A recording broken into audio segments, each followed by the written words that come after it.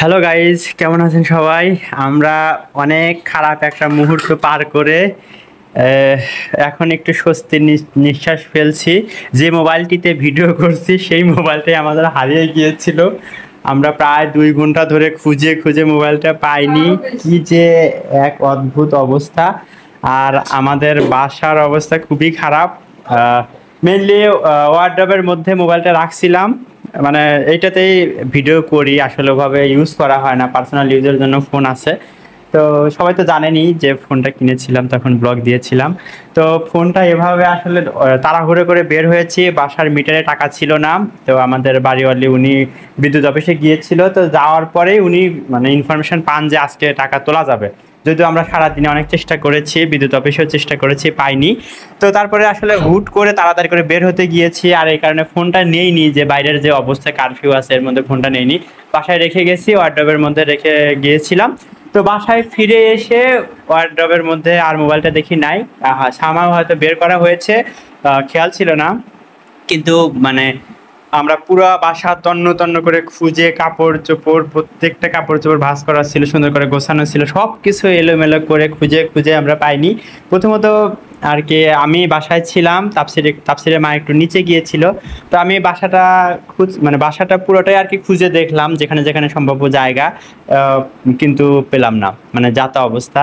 আর তাপসির তো সারাক্ষণ এত চঞ্চল দুষ্টু, ও তো সারাক্ষণই বাসা ও বাসা, এখানে ওখানে দৌড়াদৌড়ি করতেই থাকে।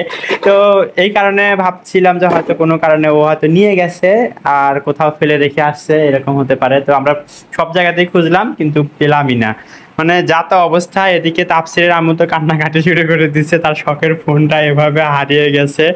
আসলে মানে একটা অবস্থায় এসে আর কোনো রকম আশা আমাদের মাঝে মানে নাই, বিদ্যমান নাই, যে কোনোভাবে হয়তো আর খুঁজে পাবো না। আর দেখেই কিন্তু বুঝতে পারছেন যে আসলে কি একটা অবস্থা হয়েছে, আমরা কতটা তন্ন তন্ন করে সবকিছু খুঁজেছি।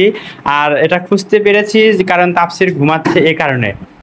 এখন অলমোস্ট 12:30 বাজে, আর বুঝতেই পারছেন যে কি একটা অবস্থা। মানে আমি যখন বাইরে গেছি তখন 9টা পার হয়ে গেছে, অনেক ভয়ে ভয়ে বাইরে গেছি যে দেশের এই অবস্থা, এর মধ্যে আসলে বাইরে যাওয়াটা ঠিক হবে না। এদিকে বিদ্যুৎ মানে বিদ্যুৎ ছাড়া তো চলা সম্ভবই না, যদি রাতের বেলা মিটারটা বন্ধ হয়ে যায়। অলমোস্ট আমাদের 108 টাকা নেগেটিভ ফিগার চলে এসেছিল, যে যে কোনো সময় আমাদের মিটারটা বন্ধ হয়ে যাবে। আর আসলে ছোট বাচ্চা নিয়ে রাতের বেলা এভাবে সার্ভাইভ করাটা অনেক বেশি মুশকিল হয়ে যায়। যদিও আইপিএস আছে, কিন্তু আইপিএস এর কতক্ষণই ব্যাকআপ দিবে, 2-4 ঘন্টা, কিন্তু তারপরে তো বন্ধ হয়ে গেলে মানে নিজেদেরও বাচ্চাটা অনেক কষ্টকর হয়ে যাবে। তো যাই হোক, সেটার কারণেই আর কি তাড়াহুড়ো করে বাইরে গিয়েছিলাম।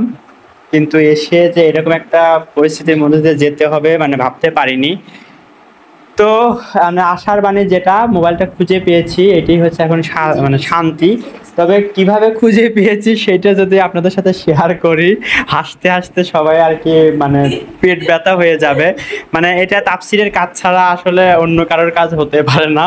মানে বালিশের কভারের ভিতরে মোবাইলটা ছিল, মানে এটা কোনোভাবে আর কি আমরা মানে গেজও করতে পারিনি যে আসলে এভাবে থাকতে পারে। বালিশের কভারের মধ্যে মোবাইলটা চলে গেছে।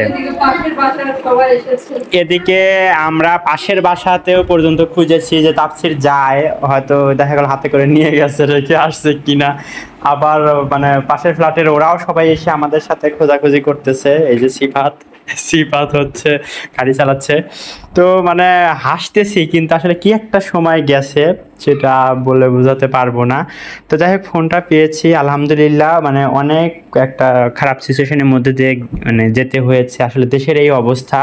আর এই অবস্থার মধ্যে কিন্তু ভিডিও বানাতেও ইচ্ছে করতেছিল না। আর আসলে এই যে মানে কিছু বিষয় বলার জন্যে আর কি ভিডিওটা তৈরি করা। যেমন আমাদের লাইফে খারাপ সময় আসে এবং সেটা কিন্তু ঠিক হয়ে যায়। আর এই সময়টাতে আমাদের ধৈর্য ধরে মোকাবেলা করতে হয়, মাথাটা অবশ্যই ঠান্ডা রাখতে হয়। যেটা আজকে হয়েছে আমি আমার পার্সোনাল এক্সপিরিয়েন্স থেকে শেয়ার করতে চাই। এই যে যখন শুনলাম যে এরকম বিদ্যুৎ অফিসে মানে কাজ হচ্ছে, তখন রাত 9টা পার হয়ে গেছে। আসলে এই সময় এরকম হুট করে একটা ডিসিশন নেওয়াটা ঠিক না। এমনও হতে পারতো, যেহেতু আমি ঢাকার বাইরে থাকি তাই হয়তো কোনো ঝামেলা হয়নি, বাইরে গিয়েছি, কাজও হয়েছে। কিন্তু ঢাকার মধ্যে থাকলে দেখা গেলো আমি বাইরে গিয়েছি, আইন শৃঙ্খলা বাহিনীর মুখোমুখি হতে হতো, বিভিন্ন প্রশ্নের সম্মুখীন হতে হতো। এটা কিন্তু আমাদের জন্য একটা ক্ষতি বা একটা হেনস্থা হওয়ার ভয় থাকে। তবে যেহেতু গেছি, কাজ হয়েছে আলহামদুলিল্লাহ, হয়তো মানে এখানে ভরসা পেয়েছিলাম, এ কারণেই গিয়েছি। আর যেহেতু আমাদের বাড়িওয়ালি উনি গিয়েছে ছিলেন, ওনারও মিটারে টাকা তোলার মানে দরকার ছিল, তো সেই আশ্বাসেই গিয়েছিলাম। তবে এই যে আমি হুট করে তাড়াহুড়ো করে গিয়েছি, আর আমি যেতে চেয়েছিলাম সেই সাথে আসলে বাসায় গত একটানা 3 দিন আমি নিজেও আর কি একটা মানে কেমন একটা সিচুয়েশনের মধ্যে দিয়ে যাচ্ছি, সেই সাথে তাপসিরের আম্মু ওরাও এরকমভাবে যাচ্ছে। তো এই পরিস্থিতিতে যখনই একটু বাইরে যাওয়ার সুযোগ হলো, মানে যেহেতু আমাদের বাড়িওয়ালি আপু গিয়েছিলেন, তো তানভি ভাবলো তাহলে যেহেতু আপুরে যেতে মানে পারছে, তাহলে আমিও যাই, গিয়ে একটু তাহলে ঘুরে আসা হবে, রিক্সা নিয়ে যাবো আসবো। এই ইয়েতে তাপসিরের আম্মু দেখা গেছে যে ও আমার সাথে বের হতে চেয়েছে, এদিকে তাপসির কান্নাকাটি করতেছে। হুট করে কোনো ডিসিশন নেওয়াটা ঠিক না, ভেবে চিন্তেই নেওয়া উচিত।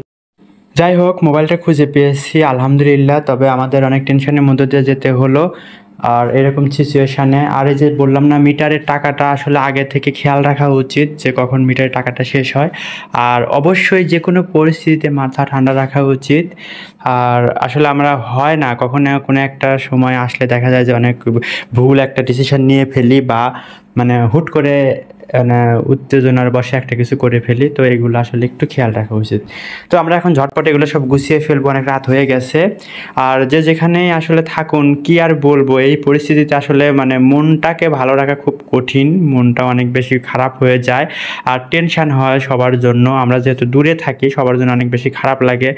আর যেহেতু সারা দেশে এরকম একটা মানে পরিস্থিতি, কি বলবো মানে মানে বোঝাতে পারছি না। সব কিছু মিলে আল্লাহ সবাইকে হেফাজত করুক। তো যে যেখানে থাকুন নিজের যত্ন নিন, নিজে মানে সাবধানে থাকুন, অন্যকেও সাবধানে রাখুন। আসলে আমাদের সবারই যেরকম একটা সিচুয়েশনের মধ্যে দিয়ে যাওয়া লাগে, আসলে এরকম সিচুয়েশনের মধ্যে দিয়ে মানসিক স্বাস্থ্যটা ভালো রাখতে পারাটা আসলে অনেক বেশি চ্যালেঞ্জিং হয়ে গেছে। যেখানে ইন্টারনেট নাই, যেখানে মানে কিছু নাই, মানে ইচ এন্ড এভরিথিং আমাদের ব্যারিয়ার্সের মধ্যে পড়ে গেছে। মানে আমাদের দৈনন্দিন জীবনের মানে যে ধারাটা সেটাই বদলে গেছে, চাওয়া বা যেটা আমাদের দরকার সেটাই পাচ্ছি না। তো এরকম সিচুয়েশনের মধ্য দিয়ে আসলে যেতে মানে আমরা কিন্তু অনেক মানে কাহিল হয়ে গেছি। যদিও আমরা বড় মানুষ, আমরা কিন্তু হ্যান্ডেল করতে পারছি, কিন্তু বাচ্চারা সেটা পারছে না। এই তো সব কিছু আমরা গুছিয়ে নিয়েছি, অনেক বেশি কষ্ট হলো, শুধু শুধু একটা মানে খারাপ একটা সিচুয়েশান, এভাবে মোবাইলটা হারিয়ে যাবে বুঝতে পারিনি। তো যাই হোক, হারিয়ে গেছে, খুঁজে পেয়েছি আলহামদুলিল্লাহ। তো সব কিছু গুছিয়ে নিয়েছি, মানে প্রত্যেকটা জায়গায় আমরা তন্ন তন্ন করে খুঁজেছি। আর ভয় পেয়েছিলাম যে তাপসির হয়তো রাখবে, এই কারণে আর কি যে সবগুলো জায়গাতেই খুঁজেছি। তো যাই হোক, এখন সব কিছু গুছিয়ে নিয়েছি, যদিও কষ্ট হলো। তো উনি আসলে মোবাইলটা এভাবে রেখে দিব্যি ঘুমাচ্ছে নাক ডেকে। তবে ও যদি জেগে থাকতো হয়তো ওকে বললেও বলতো যে মা বা বাবা এখানে আছে। তো যাই হোক, সবাই ভালো থাকবেন, আল্লাহ হাফেজ।